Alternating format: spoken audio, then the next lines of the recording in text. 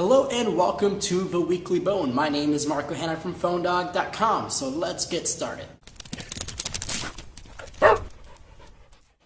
Pick up right where we left off last week with the LG Optimus G Pro. This time we're putting it against the Samsung Galaxy Note 2, the device that's filled the phablet space for over 2 years now. The LG Optimus G Pro has a 1.7 GHz quad-core processor hooked up to a 5.5-inch 1080p display, while the Note 2 has a 5.5-inch Super AMOLED HD display as well as 1.6 GHz quad-core processor.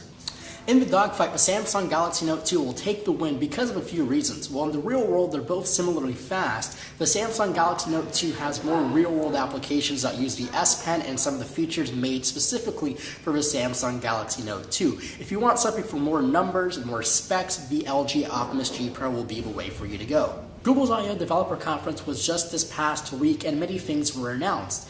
First of all, we learned about over 900 million activations total on Android server and also over 50 billion downloads on the Google Play App Store. We also learned about Google's new map system, which is basically from the ground up built. It's brand new. It uses new 3D mapping technology. It also has a lot more new features to make Google Maps very easy to use. Google Maps is now in beta form. You can actually sign up now at the beta website, but it will be rolling out sometime later this year.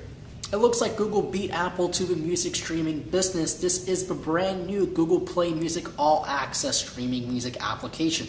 It's $9.99 per month, but it gives you full access to all music on the Google Play Store. Next, we learned about a mythical device from Samsung and Google. We haven't seen a Samsung-built Nexus device in quite some time. The last one was an LG-based device, but this one is the Samsung Galaxy S4 Nexus. Means it's a stripped-out Galaxy S4. It's only running Android stock 4.2.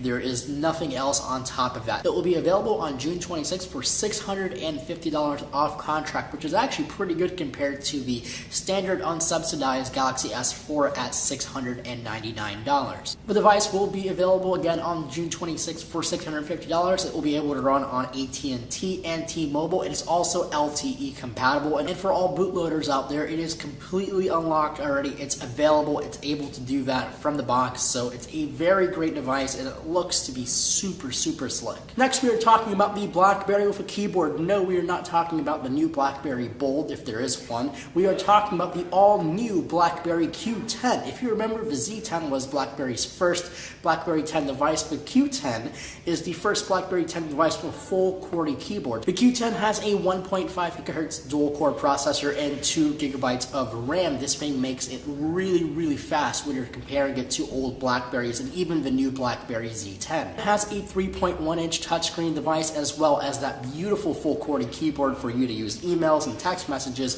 so that combines a very great experience with BlackBerry 10. But there are some kinks in the software, like the gestures. It doesn't always work on the Q10 because you have a smaller bezel space than the Z10. But other than that, it's a very good device. Overall, the Q10 is a ginormous leap from old BlackBerry Bolds and all the other full QWERTY keyboards, but overall it's a very great device, and if you're really wanting something with a big keyboard, if you're going to be doing a lot of emails, a lot of messaging, then the Q10 is a very good device, and it's also coming to T-Mobile, Verizon, and Sprint very soon. Well, that's all the time I have for this week's episode of The Weekly Bone. My name is Marco Hanna, and I will see you in the next video.